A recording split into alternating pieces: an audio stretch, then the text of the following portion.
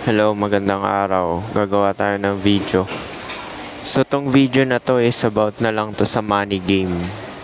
So, kung nasa 20s ka pa lang, unahin mo talaga to. Di ba nasabi ko na yan dati na pagsasabayin mo yung pumera ka, tsaka yung pag-approach numbers game sa mga babae. Para at the same time nagkakaroon ka ng experience sa both aspeto ng buhay mo.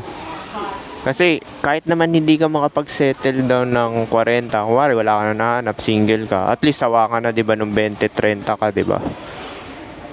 Hindi ka na masyadong uhaw, hindi ka gaya ng mga ibang lalaki na kunwari 40 na uhaw pa rin, 'di ba? Yun yung point lang kasi dun sa numbers game na yon, tsaka indirect game na sinasabi ko. Pero hindi talaga yun yung goal. Ang goal talaga is yung long-term survival mo. Kasi katawan ng tao tatanda, tsaka humihina, tumatanda, tapos less na yung opportunity. Di ba nasabi ko na yan, pagka 45 ka na, parang yun na talaga yung final employment mo eh. Kahit naman dito sa western country, although wala namang age limit dito, pero parang nakaka-degrade na rin siya na magtatrabaho ka ng 45. Although wala naman judgment doon, pero syempre 'di ba, self-respect na lang, 'di ba? As mga kasama mo 20 anyos pa lang, 30. Eh anong ginagawa mo nung 20-30 ka kung tapos 45 ka na pataas, nagtatrabaho ka pa ng physical, 'di ba? Gasolina, McDo, ano pa ba? Although dyan sa Pilipinas hanggang 28 lang 'yan eh. Pang part-time job lang talaga yung mga Jollibee crew, yung mga ganyan. Hindi mo talaga aasahan yan. Pero yung mga kahera, meron mga kahera na matatanda rin sa Pilipinas eh. Pero syempre, 'di ba? Hindi, parang self-respect na lang din kasi anong ginawa mo nung 20 ka, 30 ka. Yung iba nga matatanda, ayaw na rin talaga magtrabaho pagka pumatong sila ng 45. Either maging successful sila or hindi, ayaw na rin talaga nila magtrabaho kasi nga nahihiya na, 'di ba? Kasi mga kasamahan mo 20, 40, 30, mga nandiyan pa yung age bracket. So ano lang ba purpose nito, 'di ba? Survival lang naman, tsaka replication yung purpose ng buhay. So gagawin mo na lang talaga is unahin mo talaga yung sarili mo. Kasi kesyo may kasama ka or wala, which is ang relasyon naman talaga, transaction lang naman talaga yan. Sooner or later, maghihiwalay-hiwalay din kayo ng landas. Kahit pa bumuo ka ng pamilya mo ng 20 ka pa lang. Bumuo ka ng pamilya mo ng 20 ka pa lang. By 45 or 50, maghihiwa-hiwalay na rin kayo. Kasi yung mga anak mo, mag-aaral yan ng kolehiyo. O paano kung nasa probinsya ka, gusto niya mag-college sa Metro Manila, hiwalay na rin sa'yo, di ba? Or gusto mag-abroad, nagkakahiwalay na rin kayo. Or nag-asawa at nag-anak na maaga, 20 pa lang, hiwalay na rin yan sa'yo. Ang problema lang kasi niyan, pagka wala kang pera, kuwari, nagkaanak ka, pinili mo yung path na yan, eh yung anak mo, unsuccessful, di ba? Meaning, hindi pumera, di ba? Tsaka walang opportunity. So, mangyayari niyan is yung anak mo magiging pabigat yung anak mo. So yun lang yung niyan, disadvantage pagka yung anak mo hindi talaga naging successful. Tsaka yun, unahin mo na lang talaga yung money game na yan kasi kailangan mo talaga yan eh. Tsaka yung pera talaga, as in, hindi lang to yung afloat yung sinasabi kong money game na, hindi lang to yung basta afloat.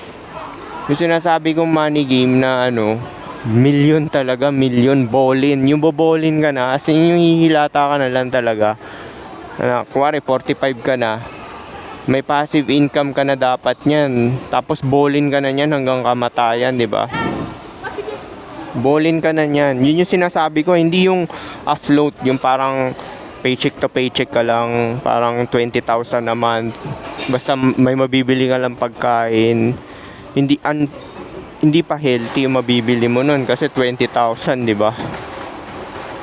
So, kailangan talaga yung sagad-sagad talaga yung pera nyo, yung may passive talaga kayo. Kasi para ma-maximize mo yung experience mo dito. Makakabili ka ng karne, unprocessed food, mga healthy na pagkain, tapos may dumbbell sets ka pang training mo. Tapos kung ano-ano pang gusto mo ma-experience. Kung gusto mo magkaroon ng Rolex na relo, 'di ba? Kung maluho ka, kotse, Civic, Lamborghini. Although wala naman talaga tayo, pero yan talagang mga ganyan, for experience lang din naman talaga yan. Pero mahalaga pa rin talaga yung meron kang bahay, yung basic necessities for survival. Na bahay, unprocessed food, tsaka pambili mo na maayos na damit. Yun lang talaga mahalaga. Tsaka yun, ballin talaga, yun talagang ballin talaga hanggang, kuwari 35 ka pa lang, ballin ka na hanggang 80. May passive ka na. Madali lang naman yan eh. Magkaroon ka ng assets na online. Kuwari, nakagawa ka ng application na wala kang kakompetensya. Ikaw lang talaga papaldo nun. Parang yung kuya ko, meron siya application sa online na sa kanya lang talaga solo niya lahat. Kasi siya lang nakaisip nandito sa Pilipinas eh. Parang si si Kangkong Chips, di ba? Siya lang yung Kangkong Chips dito sa Pilipinas eh. So, talagang solo niya. Sakop niya talaga lahat. Ganun din sa kuya ko, yung application ng kuya ko. Hanggat may mga professionals, kukobra talaga siya. Hindi siya masizero. Tapos properties, kung makabili ka ng apartment, papaupahan mo. Or, tapos yung extra mo ng money, ilalagay mo sa bangko para sa interest. Yung tita ko ganun eh, parang meron siya 50M. Meron siyang bahay sa Alabang. Gulat ako, binenta niya rin pala yun last year. Malamang appraisal value yun ngayon. 10 years ago, 50 million yung mga bahay doon hanggang 100 million. Sa Alabang, Ayala, Alabang to ah. Binenta niya last year. Magkano kaya yun? Baka 150 na or 200 million. Oh. Hindi nagtatrabaho yun kasi naging yun eh, asawa yun ng gobernador dati. Hindi ko nasasabihin distrito kasi baka malaman nyo eh. So yun yung nangyari. Nakaipon siya dahil asawa niya gobernador, tapos naasahan niya na lang interest ng bangko. Nakakabili pa siya ng kotse ng Honda Civic na basic lang, na automatic. Pinakamurang Honda Civic, every 4 years siya bumibili ng kotse. So after 4 years, yung luma niyang kotse, sinaswap niya sa Honda. Pwede yun eh. Mababang value na nga lang, half na agad. Kasi 4 years, papalitan mo, di ba? Ganun ginagawa niya. Parang yung mga Samsung ngayon, di ba? Yung mga Samsung na cellphone, kuwari nakabili ka niyan, swap mo, pwede rin siya i-swap eh. Tapos mababa na nga lang yung value. Ganun ginagawa ng tita ko sa Honda Civic niya. So yun, ganun no, hiiga-higa lang talaga siya. Ang kalaban mo naman doon, kung wala ka naman passion, kagaya neto, o paggagawa ng video or kung ano, or pinagkakakitaan, is mabobore ka kasi aga mo nag-retire eh. Di ba? Siguro mapapayo ko na lang sa inyo, walker na lang kayo, no? Meron ako sa channel eh, parang binabash ako dahil pinopromote ko yung walker. Mga foreigner nga eh, pupunta nga lang sa Pilipinas para mag-walker na marami, tas gumagawa ng video. At the same time, kumikita pa sila, pumapaldo, di ba? Alam mo yung sa Cornhub na Trike Patrol, mga foreigner yung pupunta sa Pilipinas, nagbabayad ng bayaran, tapos binibidyo lang. Malupit nga yung lalaki dun eh, kasi gumagawa siya ng mga video na ganun, tapos at the same time nag-i-enjoy siya, pero hindi siya nagkakapote. Buti hindi siya nadadali, no? Kaya nga sinasabi, tingin ko talaga parang propaganda lang talaga yan, yung HIV AIDS na yan. Or kasi yan Trike Patrol, dati pa yan eh. Siguro natsempohan lang talaga yung lalaki, no? Hindi minala sa mga nakuha niyang walker. Naswertehan lang siya sa sa mga nakukuha niya. Sabagay, ikaw din naman mamimili eh. Ikaw mamimili ng walker mo eh. Kung anong gusto mo, di ba? So, yun. Actually, gagawin ko talaga yun. Biruin mo. Kahit naman sabihin mo, kuwari, single ako ngayon, di ba? Wala akong karelasyon ngayon. Pero nagna-numbers game ako. Eh, kung wala akong makuha sa numbers game, o at least may pera ako, di ba? Pang-walker ko na lang.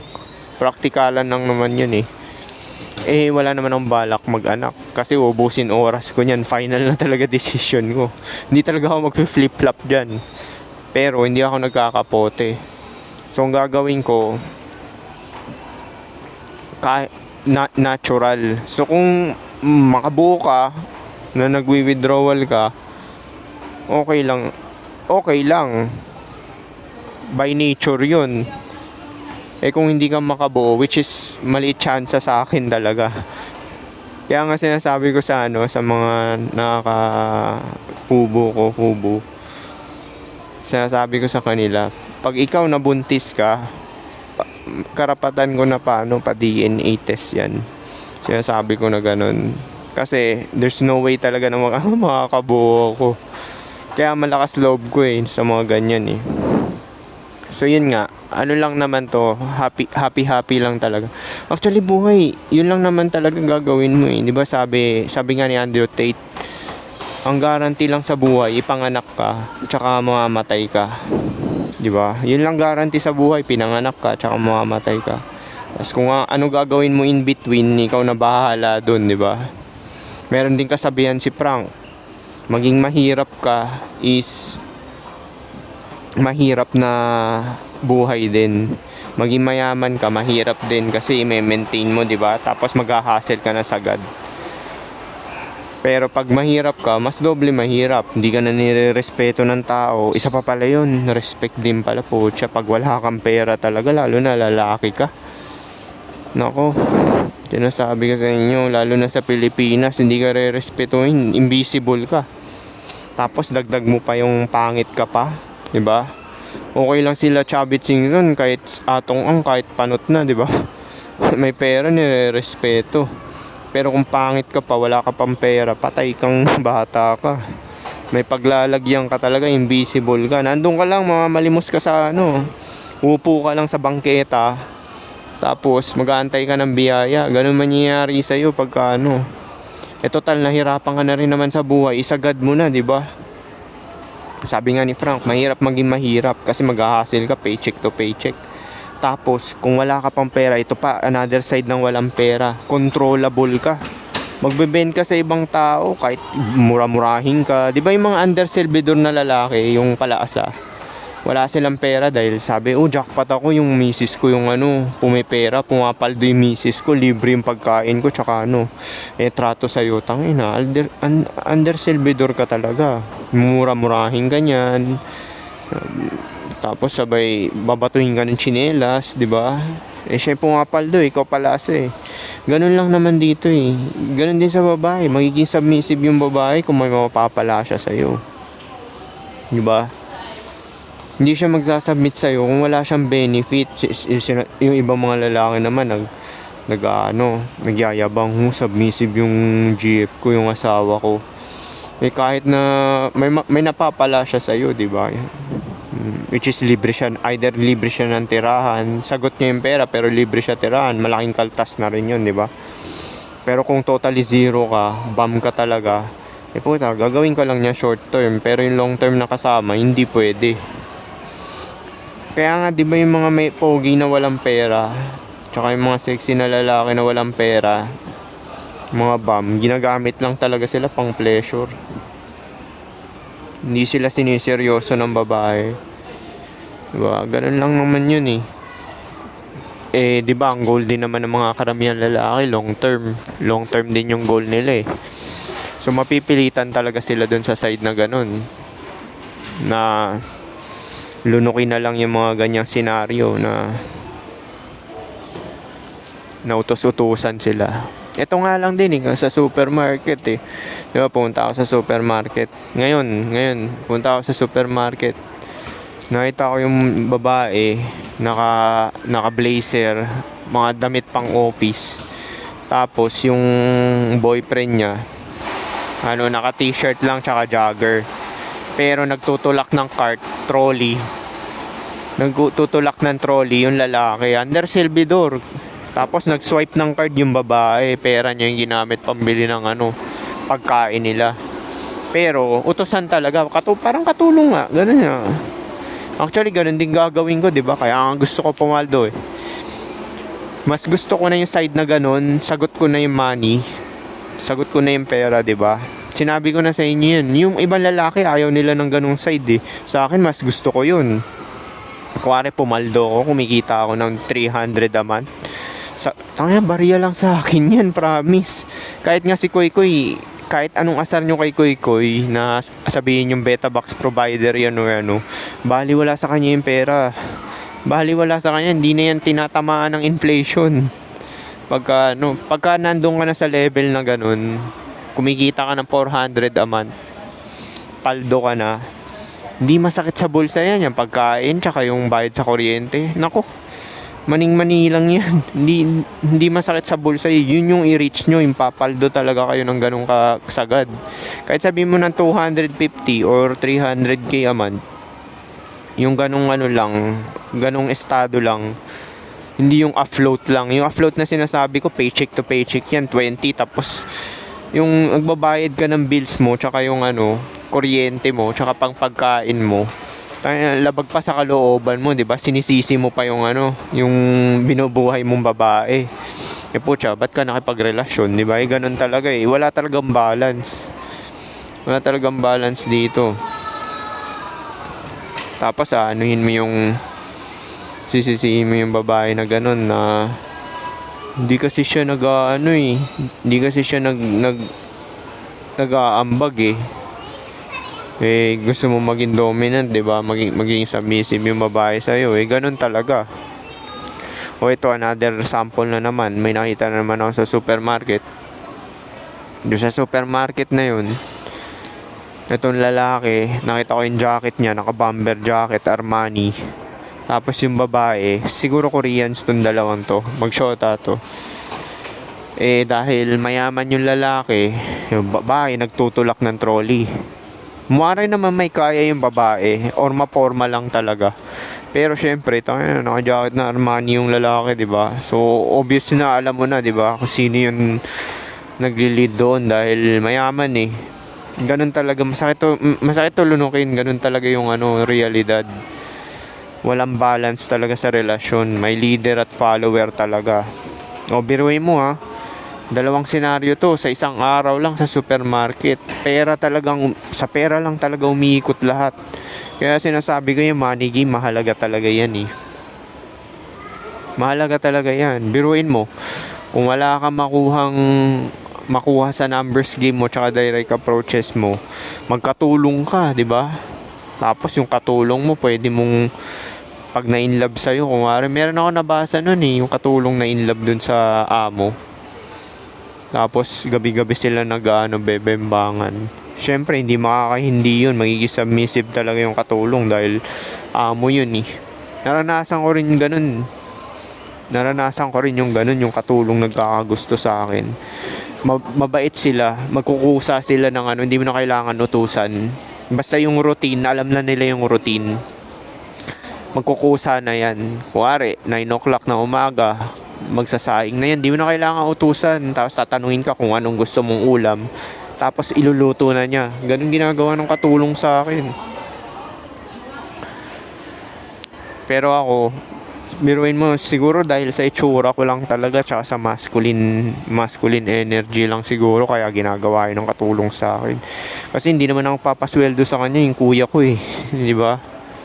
Kuya ko nang papasweldo, pero mas nirerespeto ko nung katulong na yun. Tsaka mas matangkad din pala ako sa kuya ko, 5'8" ako eh. That time pa nun, 5'7" pa ako nun. Kasi tumangkad lang naman ako ng onte dahil sa training na to eh. Undernourished pala ako nun, kaya pala ang payat-payat ko, tas mukhang maliit. Ngayon, nag-bulk na ako, 71 na ako.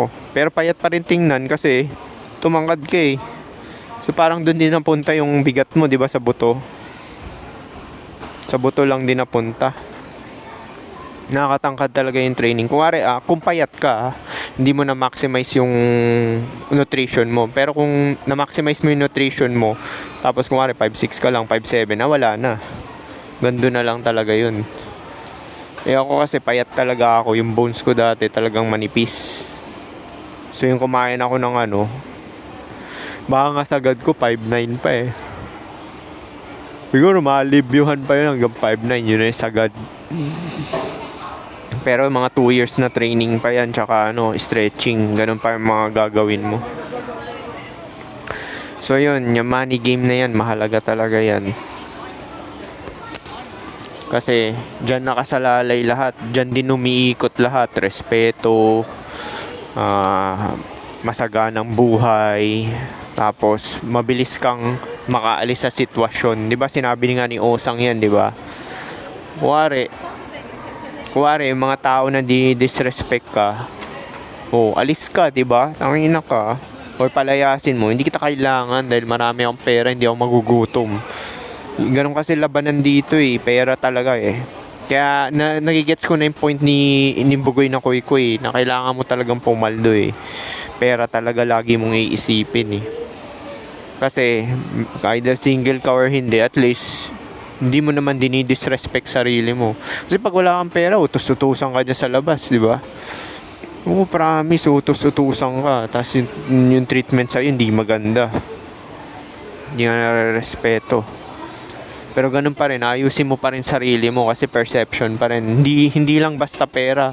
Kuwari may pera ka, tapos hindi ka nag-aayos ng maayos, 'di ba? Hindi ka presentable at malinis, wala rin. Di-disrespect ka pa rin, lalo na kung pangit ka. Kung average ka tapos presentable at malinis, tapos may pera ka, putya, mataas value mo nun. Depende kasi yan eh, depende yan sa sa sitwasyon din talaga eh.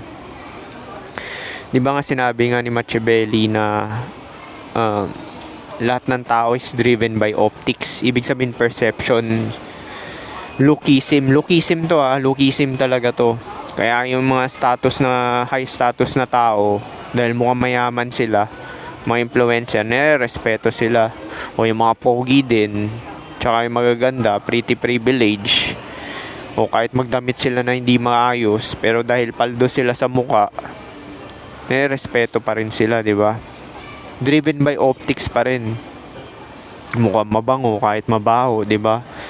Dahil pretty yung mukha eh. Lalaki at babae. Now, hindi pa natatapos yan. Ito yung another layer na lookism. Behavior mo. Ito, natuklasan ko to kay Locario. Kaya yung sinasabi nila na ni Bugoy na astig-astig, ganyan, madadaan din talaga doon sa behavior. Actually, mas malaki talagang percentage yung behavior eh.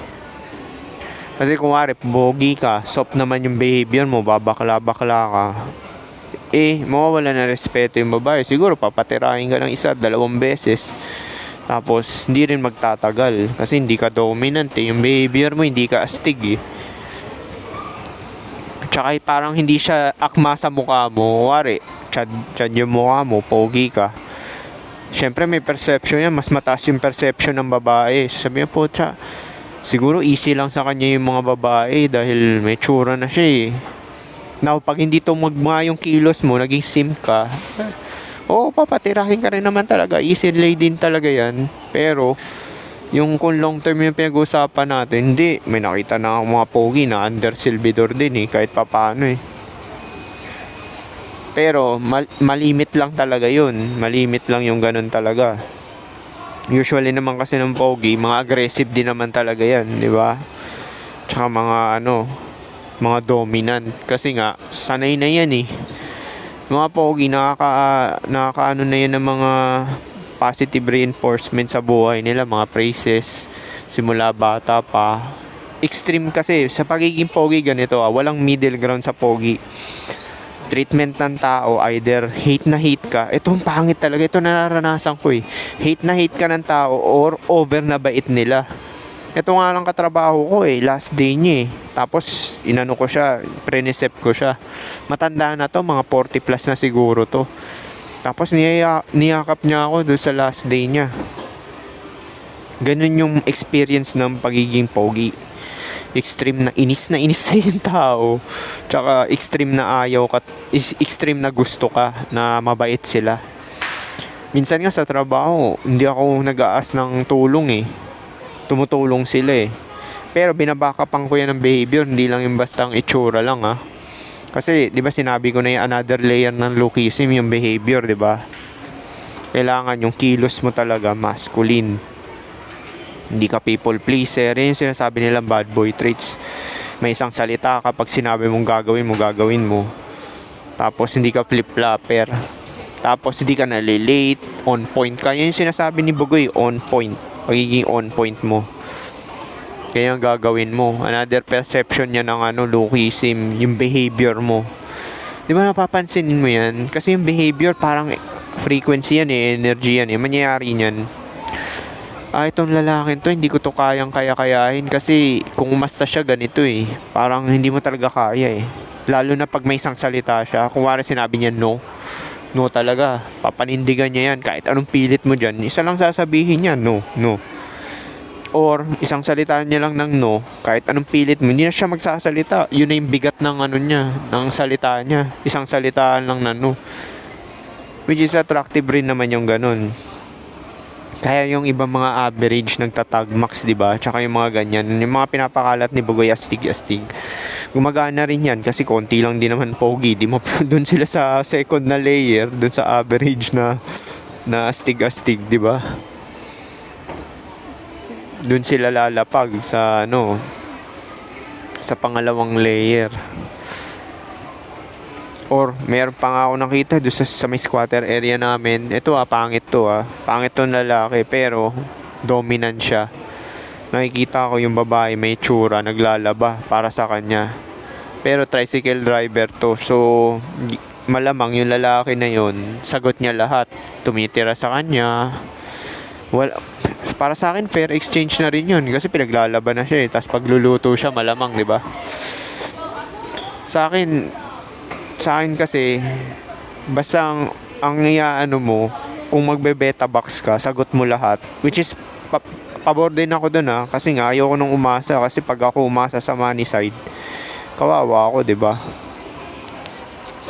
Kung mayaman ako, malamang makukuha kong babae hindi yung mayaman pa sa akin. Hindi mo magsasubmit niya, hindi mo na mapapasubmit yan eh. Mapapasubmit mo yung mababa talaga sa'yo kasi titingalain ka niya eh. Ganun lang yun. Mas gusto ko na yung side na yun kaysa nung ako aasa sa pera. At least, di ba, ganun yung mga nanay tatay natin, di ba? Beta box provider talaga. Tapos, yung babae, napaka-loyal. Hindi sila iniiwan talaga kasi walang trabaho yung babae. Umaasa lang sa lalaki lahat eh. So yung babae magluluto, maglalaba. Tapos, wala pang washing machine dati. Tapos mag-aalaga ng bata. Sa akin, equal exchange na rin yun. Hindi na rin masama yung ganun. So, yan lang yung sa money game na sinasabi natin na kailangan mo talaga unahin yan para ballin ka na hanggang kamatayan. Yung pera kasi tool lang talaga yan eh. Para may freedom ka, makilos. Habang dumadami yung pera mo, mas dumadami yung choices mo. Dumadami talaga choices mo. Kuwari, na-miss mo yung high school ka or college ka, hindi ka nakapag chicks, di ba? Hindi ka nakapag numbers game. Na-miss mo yon. So, ang gagawin mo, mag-walker ka na lang or pupunta ka ng bar. Kuwari, nasa 30 ka, mag-bar ka na ng bar, doon ka na mag-pick up. At least, marami kang oras. Ang binabayaran mo kasi sa money game is yung pera eh. Dahil marami kang pera, 'di ba? Nagiging mas malaya ka, nababay mo yung oras. Dumadami yung oras mo para sa sarili mo, 'di ba? So kung tingin mo ba yung mga paycheck to paycheck, pagod na 'yan, makakapag-training ba 'yan? 'Di ba? Ako kaya naman ako nakapag-training dahil 4 days a week lang yung trabaho ko eh. Kung yung everyday nagtatrabaho, 6 days a week. Tapos physical pa yung trabaho nila, labor. Putya, ano pang oras niyan pang training, 'di ba? Pagod na, tutulog na lang. Kaya mas maganda talaga pumaldo talaga kayo ng ano, gawin nyo yung lahat ng avenues ng 20 kayo hanggang 30 na pumaldo talaga kayo. Sagad-sagarin nyo talaga para ano,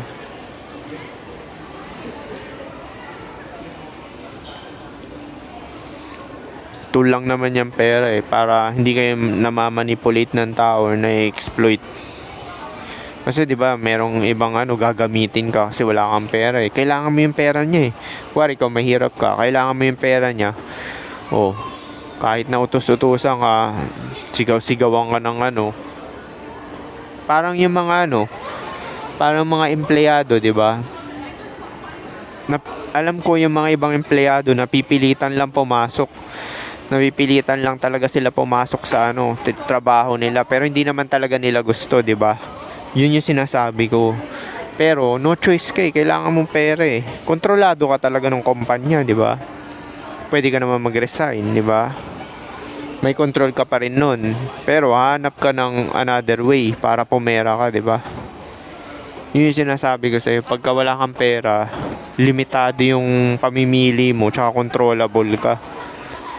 Pero, kaya nga nandito yung channel na to para mapalawak yung kamalayan nyo, para magkaroon kayo ng choices kahit na hindi pa kayo paldo.